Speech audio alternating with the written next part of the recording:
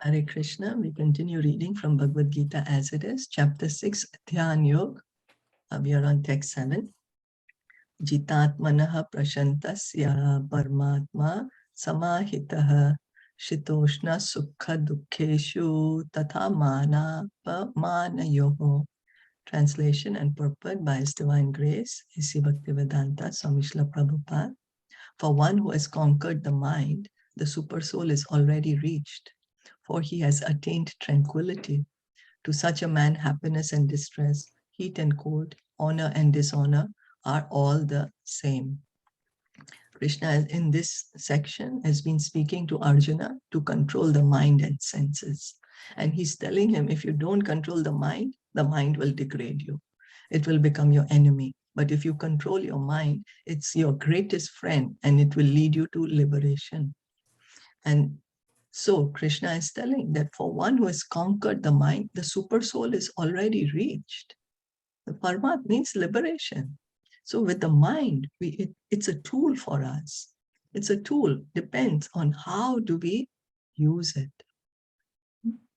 Actually, every living entity is intended to abide by the dictation of the Supreme Personality of Godhead, who is seated in everyone's heart as Paramatma. So the Paramatma is sitting in each and everyone's heart. He's there in our heart. And why is he there? To guide us how to get us to get out of this material world. You know, we are here in the material world, but this is not our home. This is not our original position. So Krishna is so kind that he personally becomes our guide. As the Paramatma, he's sitting in our heart. It's just that we don't want to listen to him. We listen so much to our mind that we are not able to hear the Paramatma. When the mind is misled by the external illusory energy, one becomes entangled in material activities. Therefore, as soon as one's mind is controlled through one of the yoga systems, one should be considered to have already reached the destination. So mind and senses there are different processes to control the mind and the senses. The different processes, and Krishna is saying you control the mind, whichever process you want, you first control the mind, because otherwise you won't be able to get liberation. If your mind is not controlled, if it's attached to matter, then how will you get out of this material world? Because Krishna fulfills our desires. If our attachment is still to matter, then we'll still be here in the material world. Krishna does not force us, no? Does not force us. So one has to abide by superior dictation. When one's mind is fixed on the superior nature, he has no alternative but to follow the dictation of the Supreme. So you see, we here again, our position, we are the souls. And our position is to follow. But right now we are saying, why should I follow? I'm the master. I can do whatever I want. But in that bargain, we are supposed to follow the Supreme Lord. We are supposed to follow the laws of God. But we say, no, why should I follow? I'm independent. Then what are we doing? We are instead following our mind. We think we are independent, but in the bargain, we are following our mind. Why? Because that's the dharma of the soul. The dharma of the soul is to serve. The nature is to serve. We cannot stop doing that. Sugar cannot stop being sweet. It cannot. No matter what you do to the sugar, no matter what you do to the chili, it cannot stop having the chili, hot. It cannot. That's how it is. No matter you fight with it or do whatever with it. So right now we are fighting with ourselves. No, why should I follow the laws of God? Who is he? Why should I be the servant of God? I'm God myself. So what are we doing? We are becoming servant of our mind. This is what we are doing. So the mind must admit some superior dictation and follow it. The effect of controlling the mind is that one automatically follows the dictation of the Paramatma or Super Soul. So we have to come to the point to control the mind.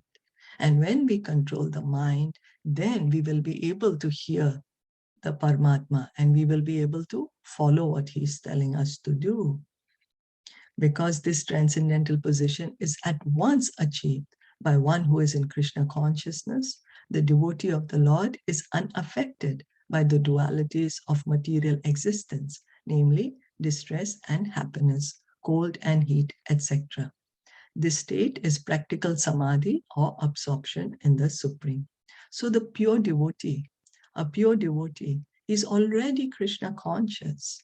And because he's already Krishna conscious, his mind is controlled.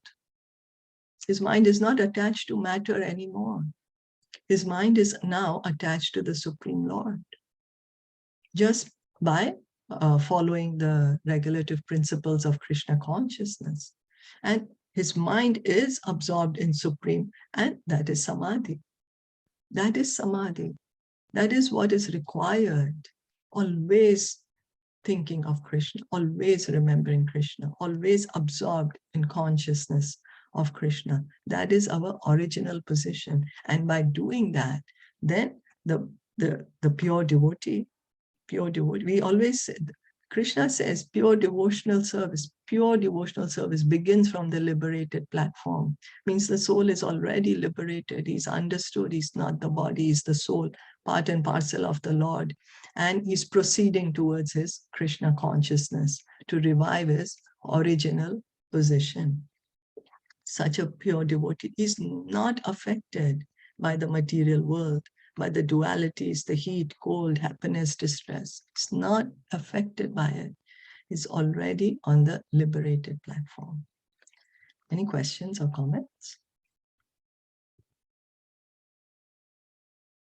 So mind control the mind. Now people will say, how to control the mind? How? The mind is like a monkey. It goes here and there, here and there. So the mind keeps jumping. How to control the mind? How to reach this position? Constant hearing and chanting. Constant. But constant practice and detachment, Krishna will tell Arjuna now. So constant practice of what? Hearing and chanting. As soon as we say Krishna, that moment is a transcendental moment. Now, we might be in the modes. We might be calling Krishna for different desires. That is different. That is different. But the moment we hear and chant, that is the transcendental platform. If we are doing it in the modes, that's a different thing. But gradually, we will revive our original consciousness by it. It does work. It does. It is proven. It is shown to us practically by the pure devotees who have traversed this path, who have followed this process, and they have shown that it works. So we just simply have to abide by faith, constantly hear and chant, and go back home, back to Godhead. That's how we can control the mind. Bring it to Krishna. It will run away. Again, bring it to Krishna. It will run away. Again, bring it to Krishna. So like that, by practice, constantly practice. It will run away. Again, bring it to Krishna. Then it will get trained. Gradually. It's not easy. It will take time, but it will happen. We have to try it. If we say, no, it will take time and I will not even try it, then so we have to try it. The mind runs away, bring it to Krishna. It will run away, bring it to Krishna. Is that okay?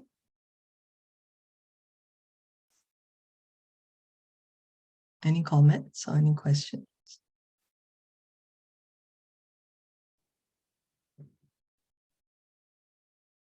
If no, then we'll stop here for today.